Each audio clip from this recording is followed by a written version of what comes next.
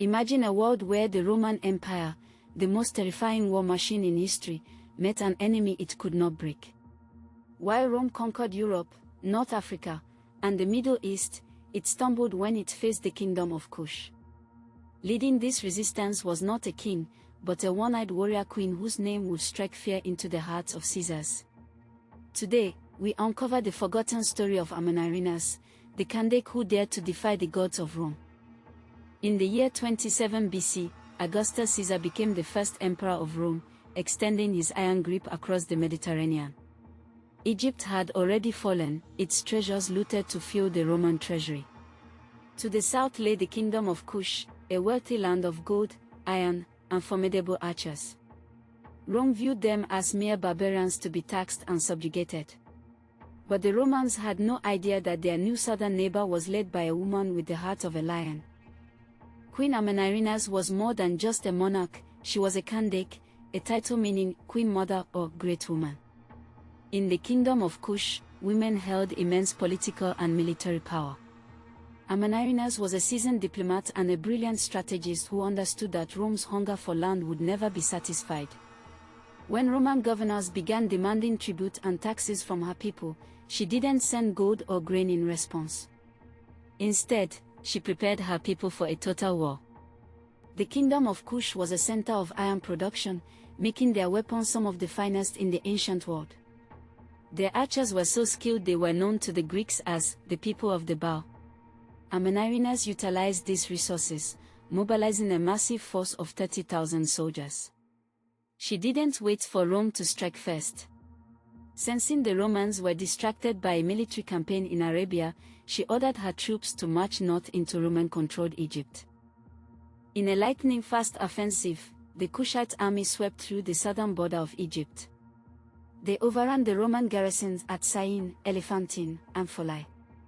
The Roman soldiers, accustomed to dominating their enemies, were shocked by the speed and ferocity of the African warriors. Amanirenas herself rode at the head of her army, leading the charge. This was not just a raid, it was a humiliation of the Roman Empire on its own newly acquired soil. During the sack of the city of Syene, the Kushite forces pulled down statues of Augustus Caesar. In an act of ultimate defiance, they decapitated a magnificent bronze statue of the emperor. While the Romans viewed their emperors as living gods, Amanirenas saw them as invaders. This specific act was a psychological strike intended to show Rome that their divine ruler was mortal. The head of the most powerful man on earth was now a trophy in the hands of a queen. Amanirenas took the bronze head of Augustus back to her capital city of Mero. But she didn't place it on a pedestal. Instead, she buried it beneath the threshold of a temple dedicated to victory. Every time a Kushite priest or citizen entered the temple, they would literally step on the face of the Roman emperor. This symbolic gesture was a clear message to Rome: Kush would never bow, and their gods would always be under African feet. When news of the defeat reached the Roman governor, Gaius Petronius, he was livid. He quickly assembled 10,000 elite legionaries to push the Kushites back. The Roman war machine was now fully awake. Petronius marched south, hoping to crush the rebellion and make an example of the Kandake. He managed to push the Kushites out of Egypt and pursued them deep into their own territory, reaching the ancient holy city of Napata, the former capital of Kush. The Romans reached Napata and destroyed the city, enslaving thousands of its inhabitants. Petronius believed he had won and that the Kandake would now surrender. However, Amanirenas was far from defeated. She used the vastness of the desert to her advantage, employing scorched earth tactics and constant guerrilla raids. The harsh African sun and the unfamiliar terrain began to take a heavy toll on the Roman legions, who were far from their supply lines and constantly under fire. Amanirenas was not a queen who hid in a palace while her men died. She was frequently seen on the battlefield, wearing her royal regalia and wielding a sword.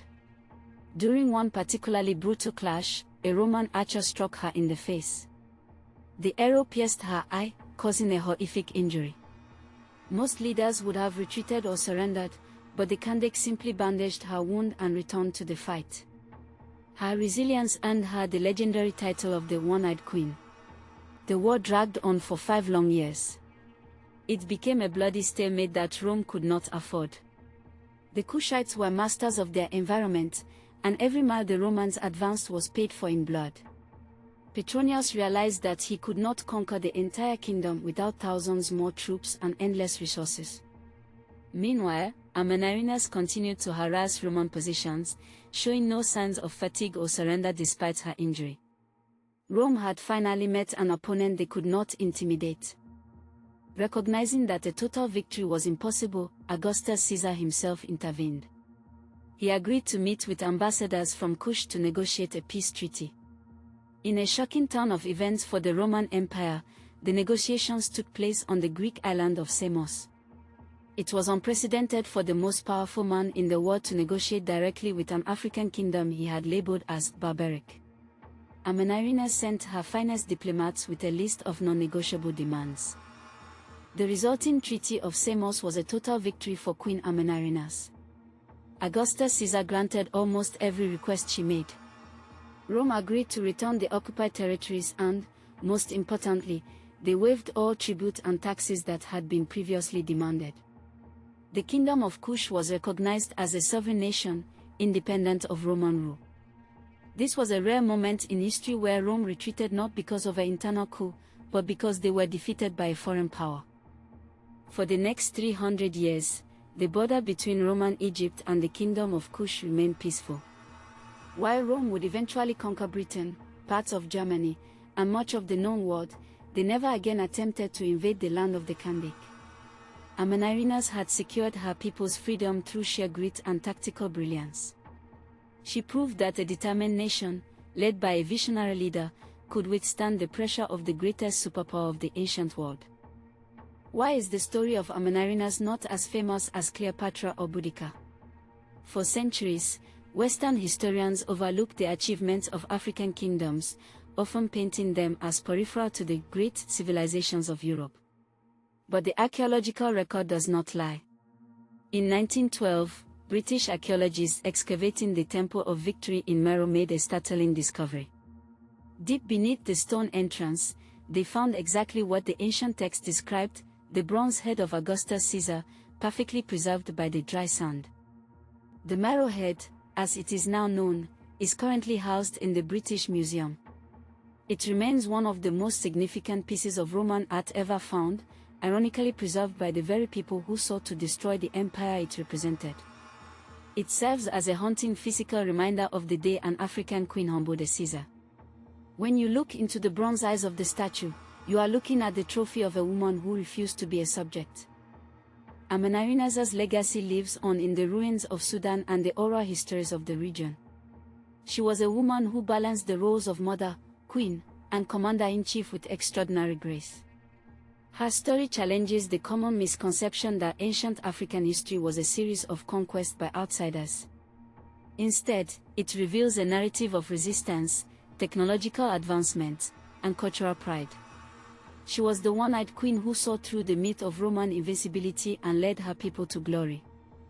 The archers of Kush, the ironworkers of Meroe, and the strategic mind of the Kandake formed a barrier that Rome could not cross. Even as the Roman Empire eventually collapsed under its own weight centuries later, the Kingdom of Kush continued to thrive for hundreds of years. This long-lasting independence was the direct result of the peace Amanirenas fought for. She didn't just win a war, she won a future for her people, free from the yoke of Roman slavery. In modern times, we are finally beginning to give Amanirenas the recognition she deserves. She stands alongside great leaders like Hannibal as one of the few individuals who looked at the might of Rome and didn't blink. Her story is a testament to the fact that power is not just about the size of an army, but the strength of the will behind it. The one-eyed queen remains a symbol of African power and a reminder that history is written by those who fight. The Kingdom of Kush itself was a marvel of the ancient world. With its own writing system, its own religion, and a sophisticated urban infrastructure, it was a peer to Rome and Egypt. Amanirenas protected this culture from being erased by Romanization. Because of her, Kushite art and traditions continued to flourish, leaving behind a wealth of history that archaeologists are still uncovering today. Her defiance ensured that the heart of the Nile would remain uniquely African for generations. When we study history, we must look beyond the traditional narratives. The story of Amanirenas proves that there are many more heroes waiting to be discovered in the archives of African history. She was a woman of iron and gold, a leader who put her life on the line for her sovereignty. As we look back at the conflict between the Kandake and the Caesar, we see a clash of titans where the underdog emerged not just surviving, but thriving. Amanirenas reminds us that resistance is a powerful tool against oppression. Her victory was not just a military one, but a psychological one that resonated throughout the ancient world. Other nations watched as Rome backed down, proving that the empire was not as invincible as it claimed to be. The legacy of the one-eyed queen is a beacon for all those who fight against overwhelming odds. She remains a hero of African history and a giant of the ancient world. The next time you see a map of the Roman Empire at its height, look at the southern border of Egypt. That line was drawn by Queen Amanirenas. It marks the point where the most powerful empire on earth was told no and forced to listen. Her courage and sacrifice are etched into the sands of the Sahara and the stones of Meroe. She was a warrior, a mother, and a queen who changed the course of history with a single eye. Thank you for joining us on this journey through the past. The story of Queen Amanirenas is just one of many incredible chapters in the rich history of Africa. If you found this story compelling, make sure to like and subscribe for more deep dives into the mysteries and legends of our world. Until next time, remember that history is full of hidden giants, and sometimes, the most powerful of them all are the ones we have yet to discover.